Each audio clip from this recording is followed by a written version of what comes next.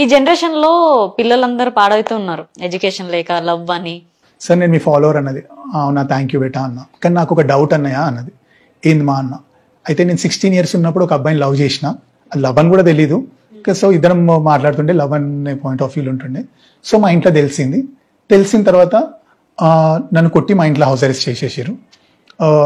తర్వాత ఆ అబ్బాయి లేడు, నాకు మ్యారేజ్ చేసేసారు అని. అయితే నేనన్నా,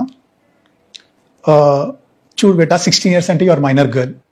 అప్పుడు నీ ఇష్టం నడవతుంది. సేమ్ టైం నువ్వు చిన్న పిల్లని తెలియదు. అప్పుడు ఏమనుకుంటారు, నాకే ప్రపంచం అంతా తెలుసు అనుకుంటారు. కానీ అప్పుడు నీకేం తెలియదు. అప్పుడే 10th అయిపోయి ఇంటర్లో జాయిన్ అయినావు. సో నాది కరెక్ట్ ఏజ్ కాదు. ఒకవేళ నువ్వు తెలియక అబ్బాయిని చేసుకున్నా, అబ్బాయి లైఫ్ స్పాయిల్ అవుతుంది. నువ్వు మ్యారేజ్ చేసుకున్నా కానీ అబ్బాయి మీద పోక్సో యాక్ట్ ఉంటుంది, at the same time cheating case ఉంటుంది, రేప్ కేసు కూడా ఉంటుంది అని అన్న.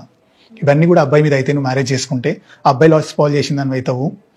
మీకు ఇష్టం ఉండొచ్చు, కాకపోతే నువ్వు లైఫ్లో సక్సెస్ అయ్యేంత వరకు వెయిట్ చేయాలా.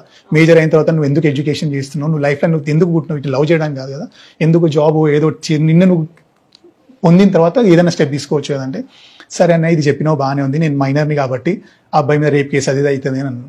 మా ఇంట్లో నన్ను కొట్టి హౌస్ అరెస్ట్ చేశారు అన్నయ్య. చేసిన తర్వాత వితిన్ 3 monthsలో నాకు పెళ్లి చేశారు. అప్పుడు నా ఏజ్ 16 కదా. ఇప్పుడు మా ఇంట్లోనే అఫీషియల్గా నా కూతుర్ని రేప్ చేయని ఇంకో ఇంటికి పంపించారు కదన్నా, మరి దాని మీద ఎందుకు మీరు యాక్షన్ తీసుకోరు అన్నారు. అమ్మాయి ఎంత డీప్గా ఆలోచించింది, అమ్మాయి పెయిన్ ఎంత ఉంది, అసలు నా దగ్గర ఆన్సర్ లేదు.